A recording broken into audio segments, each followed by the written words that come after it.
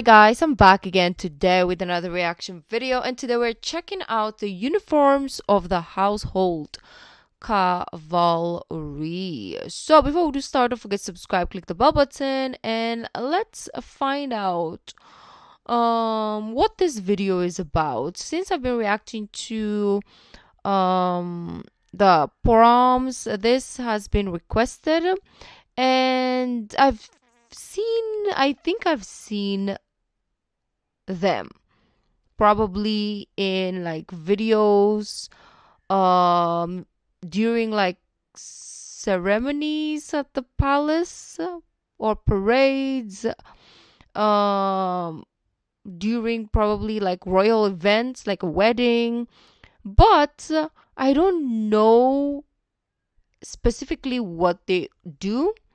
And also, I guess we're gonna talk about the uniforms. Maybe they're gonna explain more about the household cavalry.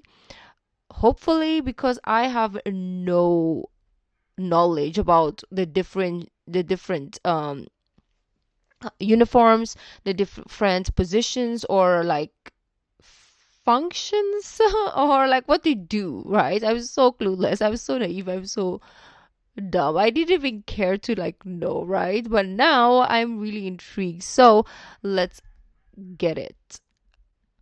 Now, this video was originally going to be just a very basic overview of the lifeguards as a whole. We were going to talk about their uniforms, their history, as well as their modern day practices. But Okay, reading I want to through know. just their uniforms alone, I realized there is a great deal of material that I didn't really want to skip over any of it. And so, rather than talking about just the uniforms of the lifeguards for a very short amount of time and then largely repeating a lot of this information in the next video on the Blues and Royals, let's just combine the two in one comprehensive video on the uniforms of the household cavalry.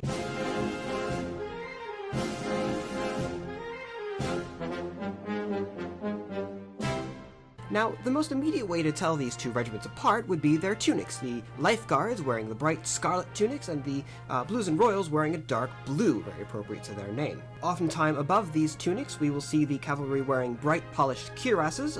Originally from about 1661 until 1730, these cuirasses were just a very dark black, and there was no ceremonial purpose to them at all. They were only really worn in the field. Between 1730 and 1820, in fact, they didn't have cuirasses at all. With the polished cuirass, which we know nowadays, being introduced in 1821, it's remained largely unchanged since that time. Moving on with armor, the lifeguards have their very beautiful white plumed helmets with the strap being held underneath the lower lip, which, yes, that does sometimes cause complications. It's important to keep in mind that these straps... What? They have to put it there? Like, why? Why can't we put it under our chin? Right? Is there specificity to why it's there? Like, what is... Somebody has to explain it. aren't so much intended to actually hold the helmet on the head, but rather they're planned to deflect saber blows to the face. The Blues and Royals, on the other hand, have their red plumed helmets with the straps being held in a much more comfortable position, at least so it seems, underneath the chin. The current helmet design was introduced much more comfortable. The Blues and Royals, on the other hand, have their red plumed helmets with the straps being held in a much more comfortable position, at least so it seems, underneath the chin. The current helmet design was introduced first in 1842 by Prince Albert to replace the old bearskin style helmets, which were used around 1830s. There have been minor changes to the plume and the spike in 1856 and 81 respectively, but otherwise the helmets are largely unchanged. I recently found out why they have this, but I forgot again why. Is it to kind of like, you know how when you're hiding they'll think that your hair, I don't know, is it to something about bullets and fighting? But maybe he's gonna tell us as well, because I forgot what the explanation was.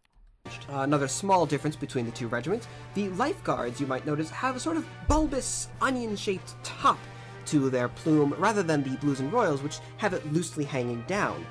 This originates to the practice of the second lifeguards before the amalgamation of the first and second. We'll talk more about that in the history video coming up. And it comes from the way that second lifeguards would wash, tie off, and then dry the plume while cleaning it. Some more similarities: each regiment has their thigh-high riding jackboots made of leather, the design of which dates from 1812. Each regiment on their backs also carries a cartridge box, and these are from the days of black powder firearms, when these soldiers would be carrying carbines and pistols as well as their sabers. These boxes have remained more or less unchanged since 1856. Carrying those cartridge boxes, we have white cross belts, each with a red flask cord, which used to carry the powder flasks, again, back when black powder was actually needed in the field. Now, the Blues had always worn these red cords, with the Lifeguards adopting the flask cords in 1829. At first, the first Lifeguards would wear red, and second Lifeguards actually wore blue red cords, but when they were amalgamated in 1922, the regiment decided to stick with the red cords. Both regiments also have their plain white pantaloons. These are for ceremonial wear. Before 1812, there was actually a variety of colors, with the Blues and Royals actually wearing red at one point for their pantaloons, although after 1812 these were standardized, with both regiments wearing the rather smart-looking pure white. Both regiments, of course, have their thick white gauntlets and carry very ornate cavalry sabers, the designs of which have, of course, varied over the years, and officers tend to have, as usual, more fancy-looking ones, but more or less the design has remained rather standard.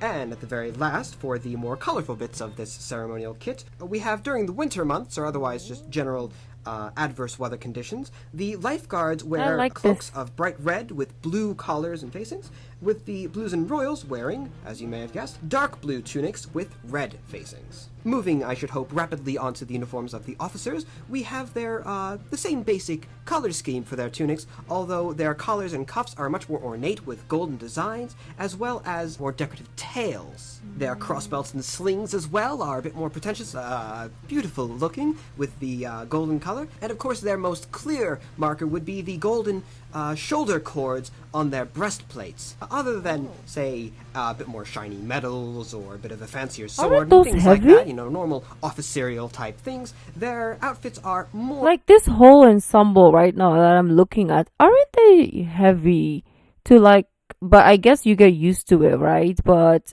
at the beginning, you're carrying a lot of weight.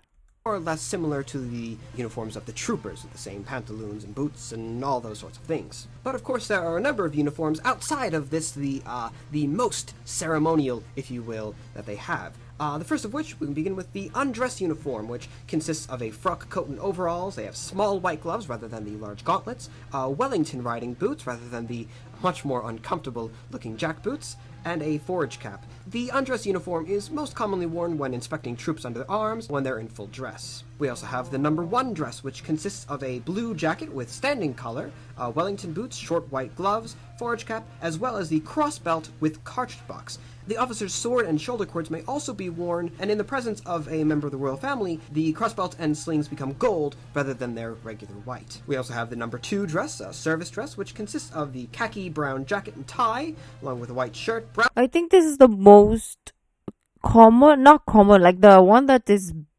always used in like movies, right? That we've seen in the shows.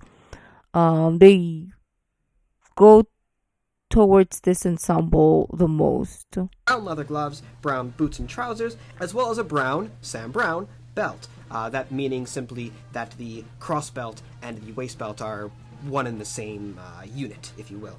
A sword in a steel scabbard may also be worn. Besides these 3 alternate uniforms, if you will, there are of course a number of uniforms based on climate conditions and if they're training or in combat situations and what have you. We won't go into the detail of each and every single one of those, although you can find more information at the website linked down below. Lastly, we have the officer's mess dress, which consists of a mess jacket, waistcoat, overalls, and forage cap, with only minor variances between the 2 different regiments in cut and design, and these are really only worn during formal evening events, such as, say, dining at St. James's Palace.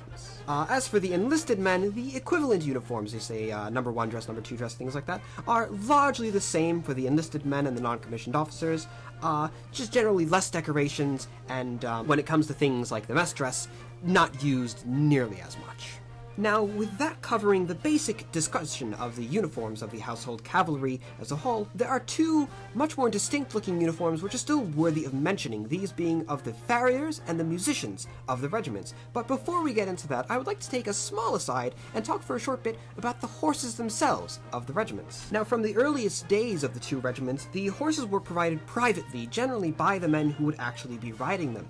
And because of this, you might see a great variety of colors, of heights, and things like that on the field at any given time. We do know that by at least around 1692, the Second Life Guards were using specifically black horses, but again, the origins of that is very difficult to figure out exactly when or why that may have taken place. It's largely based around just paintings from the time period. The practice of individuals purchasing their own horses, though, would linger for quite some time, as even up until the Second World War, at least officers were required to actually purchase their own mounts. Nowadays, of course, all of the horses are directly purchased from the Royal Army Veterinary Corps, most of them coming from Ireland, and being purchased around 3 or 4 years of age. They are selected by members of the Veterinary Corps and by the riding master, who is responsible for overseeing their training. The general requirements for the horses to be purchased are that they must be at least 16 hands tall, or about 5 foot 4 inches or thereabouts, and unbroken.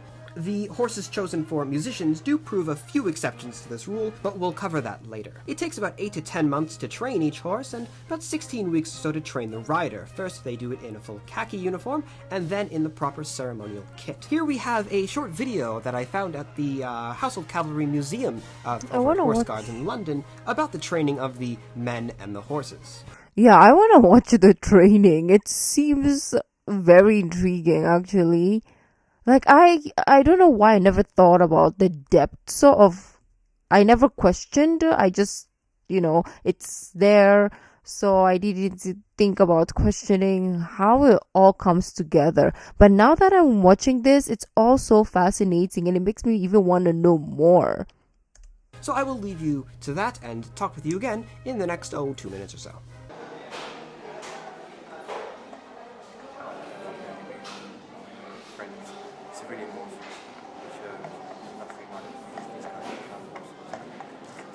I wonder the difference.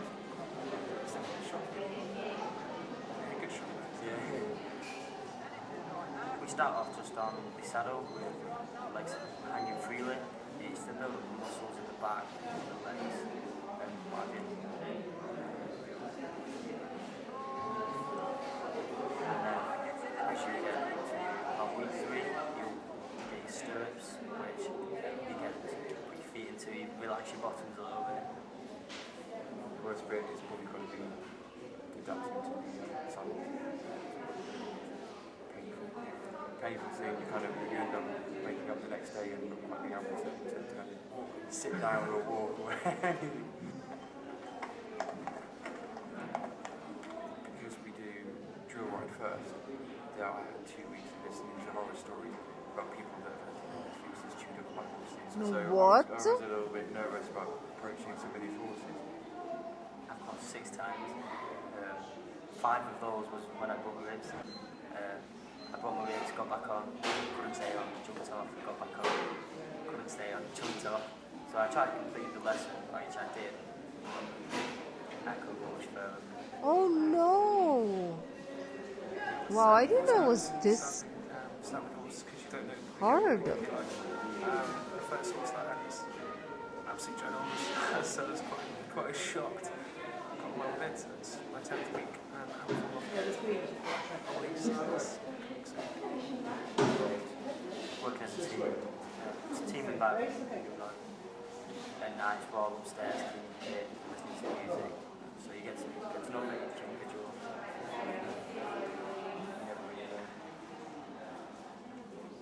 Puts you in good stead for when you go to Knightsbridge, and you're up there at the troops as well, because you know the faces were ready for being here. And the same except you're back across to Windsor, to basically the armoured regiment, and you'll kind of know faces. So everybody knows a good group of friends in the regiment. Now, earlier on I mentioned the farriers, and while we can talk more specifically about their actual role, about what they actually do in the future, suffice to say for now, they're sort of combination blacksmith and vet, as they're responsible for shoeing the horses of the army. Now, each farrier, regardless of if they're a member of the Lifeguards or the Blues and Royals, wear the same dark blue tunics, though the farrier of the Lifeguards is always distinguishable because the plume on his helmet is actually black rather than white, with the Blues and Royals farriers getting the standard red. Farriers are always found bringing up the rear in any significant parade of the troops, and they are most infamous for carrying these large axes rather than the traditional sabers. Historically, I should say, these axes would have been used to dispatch wounded horses as well as to collect their hooves, which, again, we can talk more about why they would do that in future videos. Again, suffice to say for now, the hooves would carry information used to identify which horses had fallen in battle and such. In line with their role as the shoers of each regiment, their tunics also have very distinctive horseshoe insignias. And lastly, this brings us to the musicians, who, when compared to the troopers of either regiment, look dramatically different. This is, of course, mainly due to their brightly colored state coats. Now, these coats date back at the very latest to 1661 and have remained remarkably unchanged to this very day. Now, as you may be aware, going back to the 17th century, the relationship between Charles II and the Parliament was rather tedious at best, and while Parliament controlled the treasury, they refused to fund for the livery of the cavalry's musicians, so Charles II was actually forced to pay for the uniforms out of his own private funds, and the musicians were clad in the livery of the king. The state coats, as such, are bright golden and red colored, each one being decorated with the cipher of the current reigning monarch, currently, of course, being ER2 for Elizabeth Regina II, Queen Elizabeth II in Latin, and here you can see an old Victorian coat with a VR. I'm sure you can guess who that one's for. Other than this changing of the cipher between each generation, though, the coat has remained, again, remarkably unchanged over the past... So I guess there's gonna be an update then, huh? 350 years. Because this the video only real changes being to the standing collar and the shoulder wings. In addition to their very shiny state coats, the musicians wear jockey caps, which date much later to about the late 18th century. Their original shape was with a much larger and more rounded peak, with the modern design being introduced in 1881. Now, these lovely uniforms aside, if chance should have it that no member of royalty or the Mayor of London happens to be present for the occasion, the musicians often will revert to their non-state dress, recognizable as the standard uniforms from their original regiments. While there's not all that much to say about the instruments themselves... Wait, I have a question though. So if you're in the music part of the regiment, what happens if there's nothing to play for? Do you have to play every day? Like, how does this work? Maybe we'll check out the history so that we'll get like more in-depth explanation, because I have so many questions right now. Or at least not much that I could say about the topic. The two great big kettle drums are always a favorite. The horse which carries them must be particularly strong and well trained. Or is it because they play? I think they will play every day, right? I mean, depends if they work every day, but I think, if I'm not mistaken, there is a change of guard every day, so there is a parade at certain times. So do they work as during those times? Let me know, guys. I'm so curious. And I need to go to London to watch that, to experience the change of guards and everything. Trained. Each one actually takes around 1.5 years to fully train for the job. And each Year drum and a horse half. is actually a Harty Clydesdale cross. I don't actually know if they're Harty, but I don't know, they look rather hearty, I assume them to be.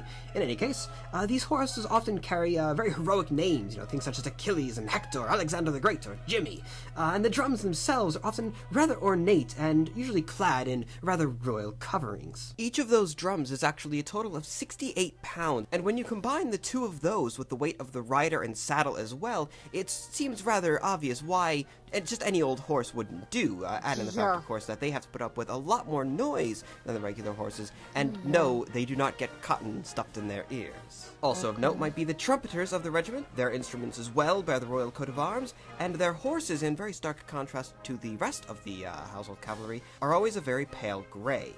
Trumpeters, of course, were the traditional means of communication between various cavalry regiments and their commands in the field, a role which they filled really up until the last days of cavalry actually being used on the battlefield. The trumpets themselves are valveless, and because of this, they're limited in the number of notes that they can actually play. They're usually used in fanfares for the monarchy. We always see them right before the singing of the national anthem, as well as during long guards over at Horse Guards Parade. Of course, the practice of using trumpeters to hearken the arrival of nobility or royalty date far earlier than just the reign of Charles II. Well, my goodness, I certainly did manage to drone on about uniforms for a lot longer than I certainly thought I would be able to. In any case, our next video will be about the history of the Life Guards, the 1st Regiment in the Household Cavalry. If you have any specific questions about the history of the Life Guards or about their uniforms, about how they operate nowadays, and anything like that, be sure to ask, and I'll see if I can't include it in the next section, or otherwise just answer the question in the comments below, as I always do. This is so... And, until that time comes, It doesn't I am seem and I real shall for remain, me. dear viewer, your most humble and obedient of servants.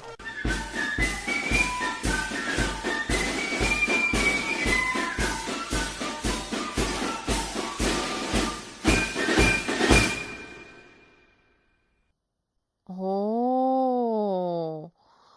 Like I said, it doesn't seem real for me because I've never seen it like with my own eyes. I just see it in like videos or like on the television. So I feel like I'm watching something that is once upon a time, not in modern times, right? The fact that England has kept its traditions for so long is fascinating.